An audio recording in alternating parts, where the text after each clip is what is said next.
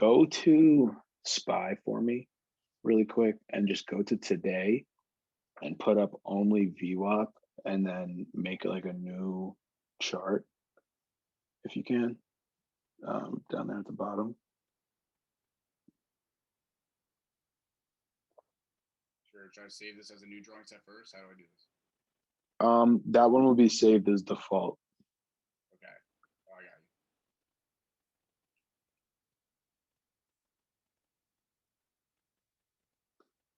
got you. Yeah, and then change your studies to only VWAP just for a second. There you go. So if you zoom in on today, right? I sent this picture in the Discord. This is, you know, I know that's Mander has a lot of levels. That's because he, that's his style, and he's been, playing those same levels for weeks now as we've been to through and now back to this level before. So that's why he feels comfortable trading those, because those are the same levels that he traded on the way up. If you don't have 100 levels, or if you don't have your fibs, if you don't understand fibs, you don't understand moving averages, VWAP is literally one of the easiest things to use ever. Like, I said this today in Discord, I think that that's the first thing that every trader should learn, because the thing about VWAP, it's the same for everybody. If Mander draws fib lines on a chart, we may not have the same swing high and swing low. So our fib support and resistance are going to be at different places, both still support and resistance, but both different places. If I'm trading moving averages and so is Mander, on Mander, he has 821 in the 50. I don't have the 50 up on my chart. So when we get to the 50, I won't know. He will know, but I won't know. Everybody's moving averages are different, because what's the right moving average, right? Like, there's no right moving average. Everybody's got their own setup that they like to use. Yeah, exactly. 9.5. So VWAP is the same for everybody. And that's why I think it's one of the premier indicators.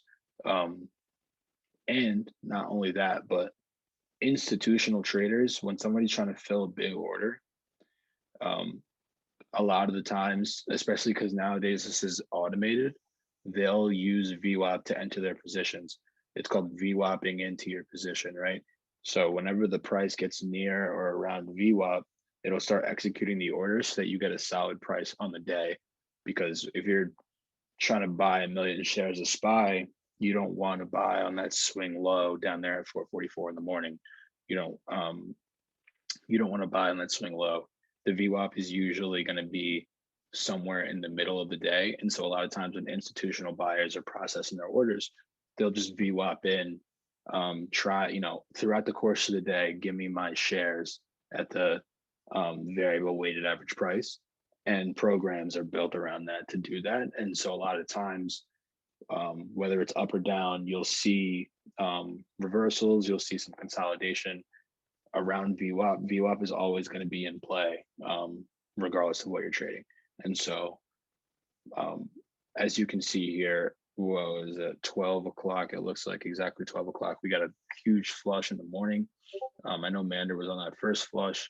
Let's just say that you weren't in on that first flush, right? He calls it out, and his puts are 20% above his entry, and you say, I don't want to chase these. But I'm going to keep an eye on it, because I agree with Mander. I think that we see some downside today, right? What you really should have done is, waited for your pullback.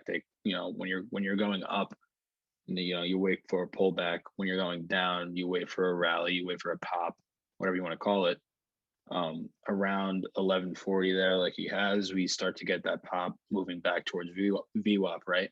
That's kind of like a mean reversion. Like, we sold off a decent amount, literally straight down from the open, and now the market's taking a breather, rallying back up towards the mean, the average.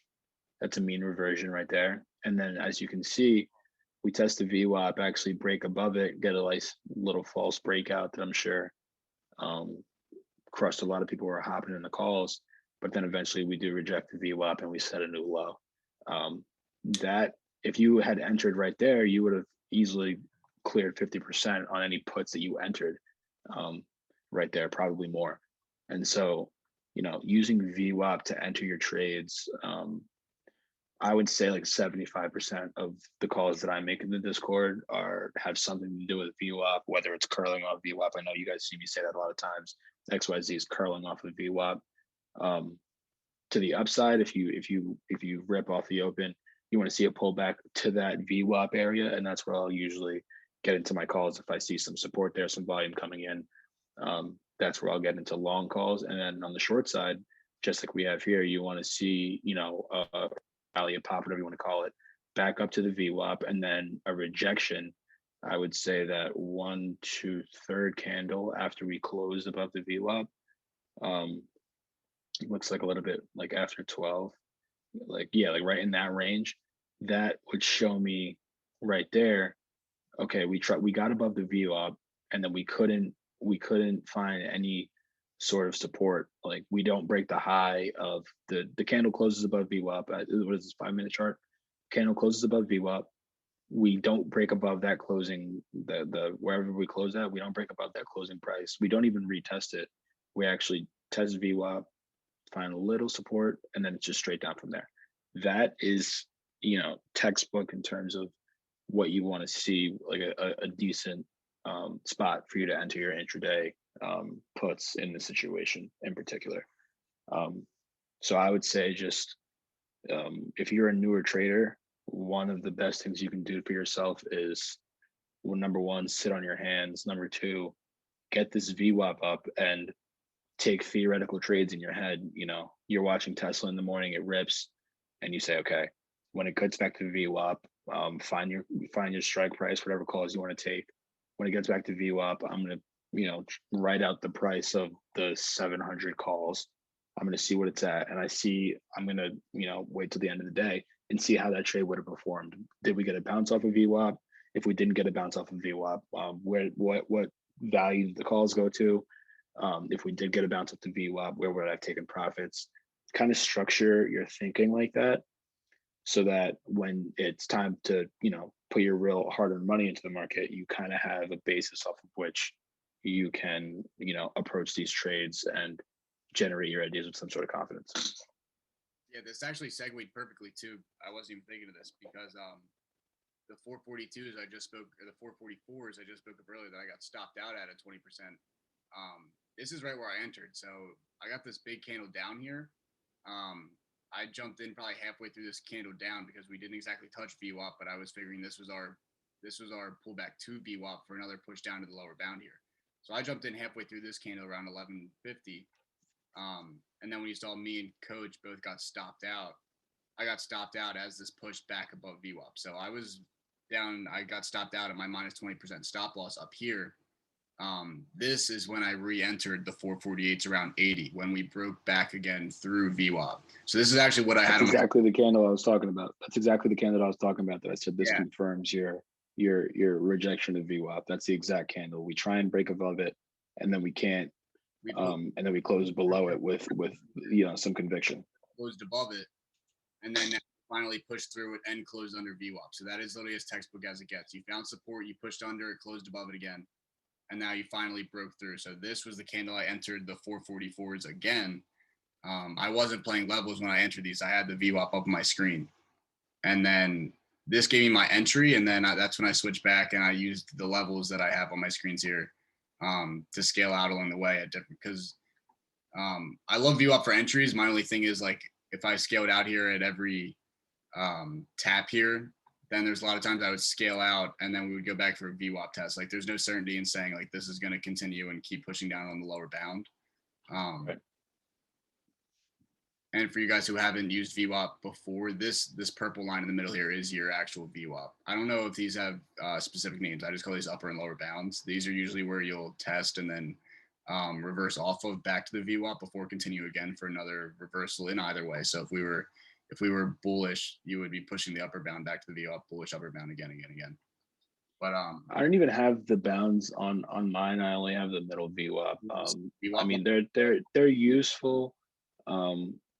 I guess in terms of knowing when a run may have gone too far, right. But I don't really use them for entering or exiting trades, just kind of as a reference. Um, I just kind of use that middle one. I think it's like two standard deviations of the VWAP. I think is up and down. I think is how they do it. I don't know what the difference is I between that never. and Bollinger Bands. I mean, they look the exact same to me. Um, I don't know though. I just use the middle one. So yeah, when we say VWAP, we're talking about that middle purple VWAP, the middle line.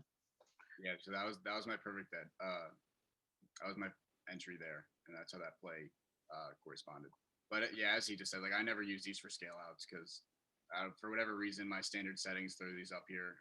I guess they're nice to look at, and it gives you kind of your like range and how big of a gap you can look at. So like say here, when I entered here, like I guess you could use it as how many points you have off here to your lower bound that you're assuming you're going to test again. Um, that could give you an idea of maybe what strike to take. But besides It that, could also help in terms of when you break below the low a day. So like in your entry, your low a day would have been what, like 444.5 at that point off of that morning dip. Once you get below that, it can help you because now you're below low a day. If you don't have any levels up, I'm sure Sal probably had a level there, but if you don't have any levels up, it can help you kind of get an idea of okay, below, my hard low a day level, what could be next. That can give you an idea of that as well. yeah, absolutely. The biggest thing I would say to take away from this though is don't chase anything when it's away from VWAP because 9 times out of 10 you're going to get a pullback back to it before the movement continues. So like Yeah. here would not have been the time to try and chase my 449s from open. If you had missed them, you Yeah. missed them. Fine, there's plenty of trades to go on, but don't chase one and then give yourself a loser. It's never worth it. Not trading in that regard. Yo, and that's also kind of how, a lot of times like when we get into calls, like they're moving right away, whether we're right or wrong, they're gonna move. Mm, And that's kind of how you avoid buying in that consolidation and getting that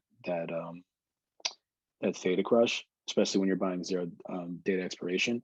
You want to buy at levels where you're expecting price movement, and you can always expect price movement at VWAP, whether it's up or down. So at least if you're wrong, you're gonna know. So that's when Sal gets in, before that first VWAP break to the upside, um, he got in. Where were you? Like 11, like 12, I guess. Not the first one, the second ad where those you got stopped out. Where you got stopped out, like on the first one, top like a out. little bit to the, yeah, right there. Uh-huh. Right. So he played that off the VWAP, expecting a break to the downside, right?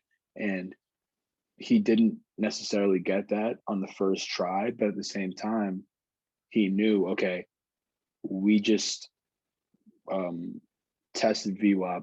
I got into my call and what I thought was gonna happen was wrong. Let me stop out and then see how it behaves at VWAP going forward. And that's what leads to that second trade, which netted him 100%. Like when you're adding around VWAP, you have a better chance at movement, at price action, at just price movement, and that's what we're chasing as intraday traders is price movement. There's nothing worse, especially in options, than consolidation, and nothing worse than consolidation on the day of expiration. So if you that's one of the best ways to avoid that. And in that regard too, so as you can see, I got stopped out on this candle right at noon. I sat here just staring at this for 15 minutes. So don't feel necessary like, oh, I got stopped out. I got to make it back on another one and rush into something. I sat here just staring for 15 minutes, waiting for the trend that I saw to consolidate and not consolidate, confirm for me that that's the way it was going to go. Had this gone the other way, we broke VWAP. This candle here found support, and I would have jumped in calls here.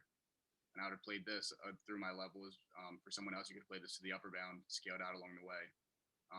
So VWAP is always a great spot to add because you're going to get movement one way or the other. Whether the trend reverses or whether it continues, you're going to get movement around VWAP.